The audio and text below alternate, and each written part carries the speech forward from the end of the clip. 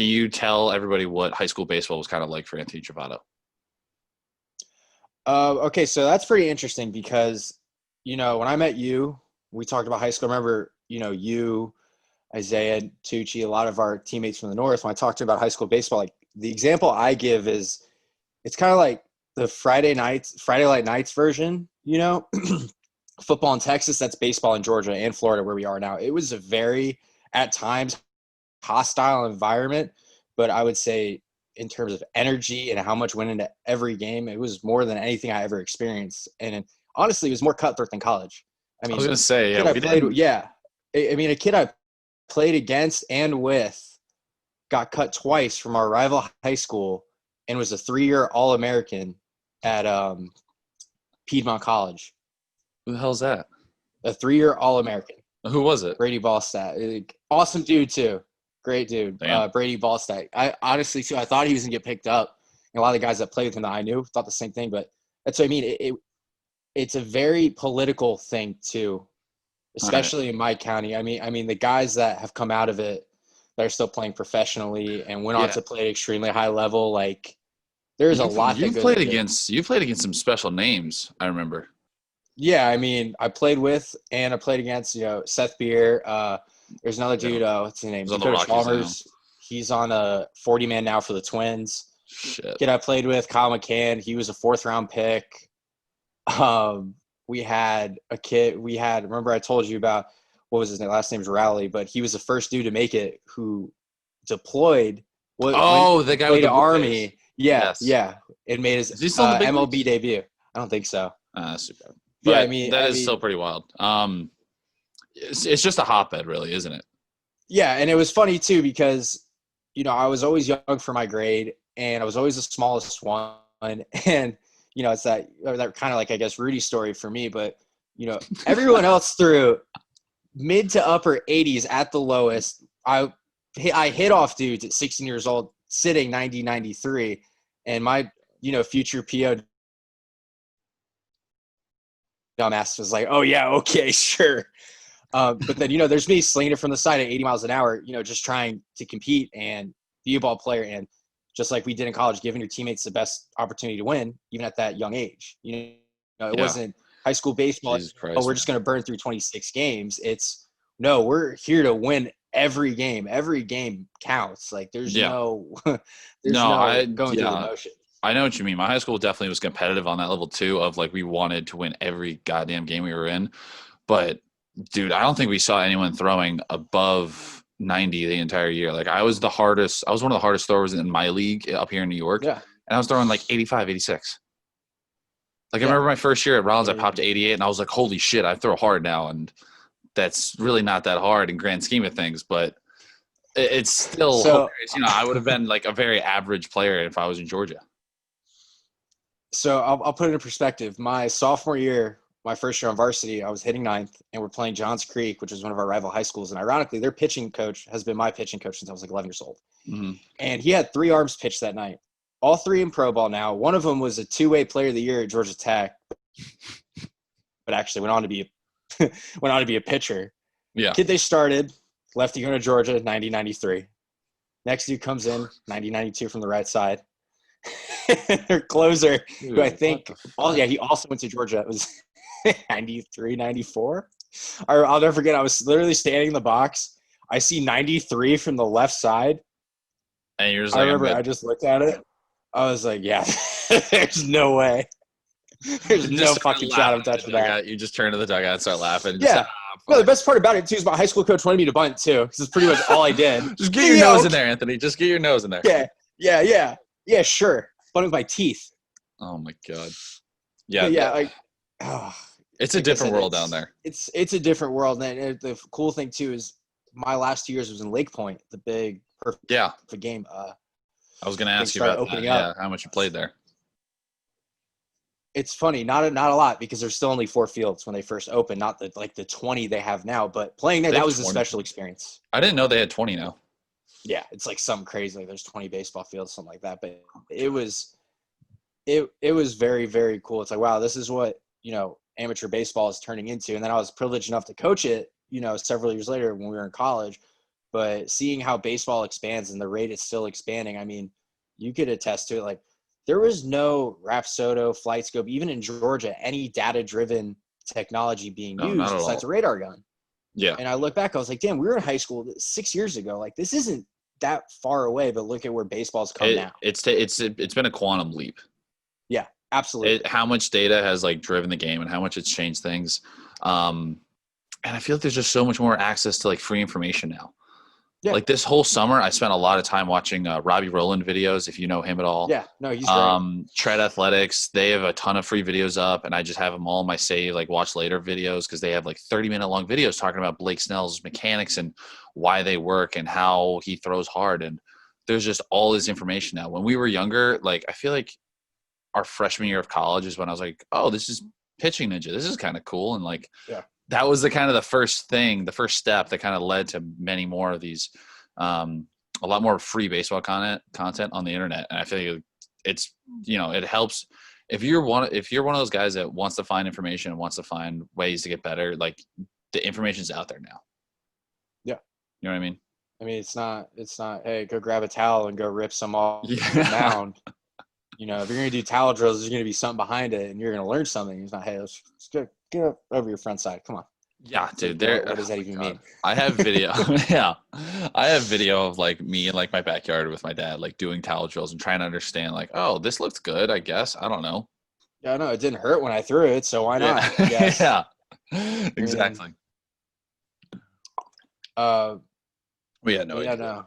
no, Um, that's cool. Yeah. So you came from just a hotbed of just unreal talent and skill, and Georgia. You're lucky you're able to play all year round, which definitely helped. hmm But a lot of guys talk about playing other sports through high school. Did you play other sports in high school? I actually don't know this.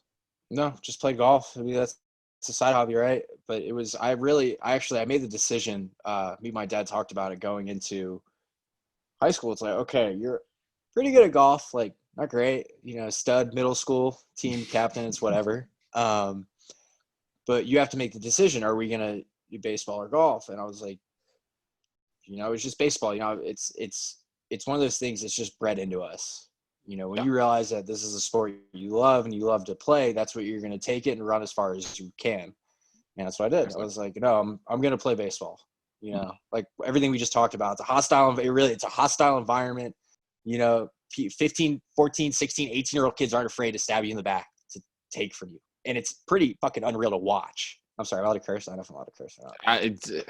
I don't put Yeah, it's explicit fine. on the video, but like it's fine. Yeah, but yeah, no. Anyway, it's just I knew what I was getting myself into, and looking back, I'm happy I did. I still have my best friends that I played with. I talk to every day, Yeah. and the memories that we have, a lot of not so great memories, but still memories like I'll always cherish and Yeah. It's still appreciate the things that decision I help made. shape you. Yeah, Hmm. absolutely. Yeah. Um. So then, all right. So high school goes along, and then junior year, at the end of junior year is when people start to try to figure out where they're going to play in Mhm. college. I ended up at Rollins just because I was down at Lake Point actually, and Coach Mack, the guy that recruited both of us, he just happened to be there, and I found Rollins that way. How did you come across Rollins? So it's actually pretty funny. I know this story too. It's actually pretty funny. So I was looking at Georgia schools, of course, because tuition wise, I had good grades, so I could go anywhere pretty much in Georgia for free. Mhm. But, my coaches, I talked to about what I should do, they're like, Anthony, you'd be a fringe, like low major, D1 guy fighting for a spot, or, you go probably pitch at a competitive level in Division Two. I was like, okay. So me and my dad, we started looking up conferences, and his best friend, when he told us about the Sunshine State Conference, he's like, I can't remember, he said to me, he was like, yeah, there's this one school, Rollins, bro. The chicks, they got this pool there. They all just hang out there. Fucking school's awesome. I was like, all right, bet. Um, Dude, did we hang and out there one time? no, not once. We did swim workouts. That was it. We Not did once. swim workouts that No, one absolutely season. not. Oh my God, what a Um, wasted opportunity. Oh well. so I went on the route, I wasn't heavily recruited. I had some schools I talked to and were interested, but I wasn't some big recruit that everyone wanted. And so we started reaching out to all these schools. We reached out to their conference. Ironically, like I've told you, I remember I sent out, mass emailed all the all the Yeah, just coaches. copy paste, I'm copy like paste. 98% sure I put Shogun's name on the email I sent to Tampa to Ursa. So I remember everyone responded to me except him. I was like, shit, oh, that's not good. But, you know, I was like, I'll get into this more. But, you know, Rollins was the first one to email me back because I remember Shogun had emailed me, hey, thank you for the interest. Here's my recruiting coordinator, James McGonigal. I was like, perfect. Email Coach Mac, email me like that. Honestly, any coach I talked to was the quickest thing. And, you know, when that summer started, I was talking to more schools, trying to figure out what I wanted to do. I remember a couple schools came to see me at Centennial High School in the middle of a World Web for Perfect Game. They're talking, and some of them were talking to my coach because I was starting that game. And this is why I will love James McGonigal to the end. I remember I'm warming up down the left field line, and I just see this guy in sunglasses. It was like Domingo Ayala describing the perfect scout. It's every scout ever, yeah. Every scout ever. I just see this guy going behind the fucking fence into basically there's just woods over the fence. And he's just like this posted up watching me throw. I'm like, who is this? Who is this watching me throw? And watched me throw, watch my whole warm-up routine, what I did, watch me throw in the pen, and then watch me throw in the game. Yeah. Talked to my coach after. I didn't see any of that. And I ended up getting an email later. Or no, my coach told me after the game, hey, School Rollins College in Orlando is really interested in you. Keep checking him out. He told me that you contacted him and go from there. I'm like, okay, great. And that really stuck out in my head what Coach Mack did, because you see a lot of other college coaches, they sit around, bullshit behind the backstop until the game starts, watch, that's it. But like that was what Coach Mack did. I watched it. He was invested to see what I did. I was like, okay. Talk to Coach Mack, invites me to the camp, the summer the August going into our senior year. And I'll be honest, I was shot. I played so much summer ball through like 60 innings in high school. I was dead. Go to the camp, throw, and Coach Mack, went to the Rollins camp. That's where I met. By the way, I'm definitely going to link the actual video of you playing in the you fielding ground balls. I'm definitely going to link that in there. But keep going. Sorry. I threw well. I went on the tour, and it's funny, you know, I was like, wow. I remember, like, I'm sure a lot of people have the same reaction. I was walking around, I was like, wow, this campus is ridiculous. Yeah, it's like, awesome. This is, if I get to go to school here, this is awesome. Coach Mack offers me, I told him, all right, cool. I'll